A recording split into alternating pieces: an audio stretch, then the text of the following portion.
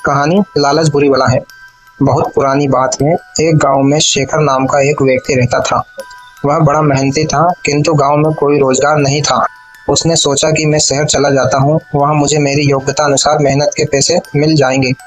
यह सोचकर शेखर एक दिन अपने गांव से शहर की ओर चल दिया। शहर बहुत दूर था। चलते चलते शेखर थक चुका था। शेखर इतना थक गया था कि अब उससे बिल्कुल भी चला नहीं जा रहा था और वहां थक कर वहीं बैठ गया। तभी शेखर ने देखा कि वहां से कुछ दूरी पर एक झोपड़ी है और झोपड़ी में एक घोड़ा बंधा हुआ है। शेखर ने सोचा क्यों ना इस घोड़े को किराए पर ले लूं और इसी से शहर चला जाता हूँ। शेखर जैसे तैसे झोपड़ी तक पहुंचा। शेखर ने देखा वहां एक व्यक्ति खड़ा हुआ है। शेखर समझ गया कि यह अवश्य ही घोड़े का मालिक है। शेखर उस व्यक्ति से बोला, मुझे आगे शहर में जाना है और शहर यहाँ से कई किलोमीटर दूर है। मैं बुरी तरीके से थक चुका हूँ, तो क्या मैं आपका घोड़ा ले सकता हूँ? इस पर घोड़े का मालिक झुंझुलाते हुए बोला, तुम्हें क्या मैं घोड़ा ऐसे ही दे दूं? शेखर बोला, मैं आपसे घोड़ा फ्री में नहीं लूंगा, इसके बदले में आपको घोड़े का किराया दूंगा। घोड़े का मालिक बोला, मैं तुम्हें घोड़ा किराए पर तो दे सकता हूँ, किंतु मुझे अभी दूसरे गांव जाना है। अगर तुम मुझसे उस गांव तक छोड़ दो तो मैं यह घोड़ा तुम्हें किराए पर दे सकता हूँ। शेखर झट से तैयार हो गया। शेखर घोड़े पर आगे बैठ गया और घोड़े का मालिक पीछे। गर्मी के दिन थे, बहुत तेज धूप थी। दोनों चलते चलते थक गए और पसीने से तरबतर हो गए।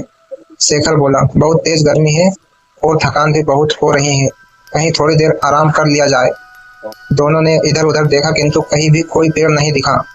तभी शेखर घोड़े से उतरा और घोड़े की ही छाव में बैठ गया।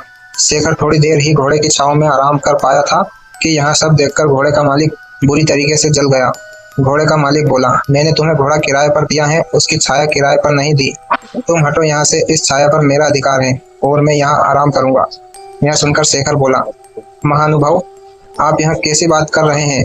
मैंने अगर घोड़ा किराए पर लिया है तो उसकी छाया पर भी मेरा ही अधिकार है। अगर आप चाहे तो आप भी इस छाया में मेरे साथ बैठकर आराम कर सकते हैं। लेकिन घोड़े का मालिक बड़ा जिद्दी था। वह बोला, नहीं नहीं, इस छाया पर सिर्फ और सिर्फ मेरा अधिकार है और मैं ही इसकी छाव में बैठूंगा। तुम हटो यहाँ से। इतनी छोटी सी बात पर दोनों में जोर जोर से बहस होने लगी और बात तू तू मैं से हाथापाई पर आ गई।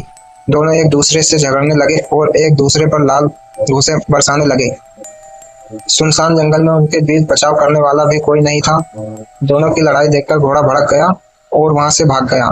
थोड़ी देर बाद जब घोड़े के मालिक ने घोड़े को देखा तो वहां कहीं दिखाई नहीं दिया। यह देखकर घोड़े का मालिक बोला, अरे मेरा घोड़ा कहाँ चला गया? वहां तो अभी नया है, उसने ठीक से घर भी नहीं देखा, पता नहीं वहां कहाँ गया और अब मैं उसे कैसे ढूंढूं? तभी शेखर बोला, अच्छा हुआ तुम जैसे लोगों के साथ ऐसा ही होना चाहिए। अभी तुम छाया के लिए परेशान हो रहे थे, अब घोड़े की काया के लिए परेशान होना। घोड़े के मालिक को अपनी गलती का एहसास हुआ और अपना माथा पीट कर हाय तौबा करते हुए बैठ गया और बोला, मेरे थोड़े से लालच से मेरा कितना बड़ा नुकसान हो गया, मुझे अपनी करनी का फल मिल गया। घोड़े की छाया के लोभ के कारण घोड़े की काया से भी हाथ धो बैठा। शिक्षा, इस कहानी से हमें शिक्षा मिलती है कि लालच बुरी बला है और कभी कभी छोटे से लोभ के कारण बड़ा नुकसान उठाना पड़ सकता है। तो दोस्तों, आपको वीडियो अच्छी लगी हो तो वीडियो को लाइक करें और ऐसी वीडियो के लिए हमारे YouTube चैनल को सब्सक्राइब करें। धन्यवाद।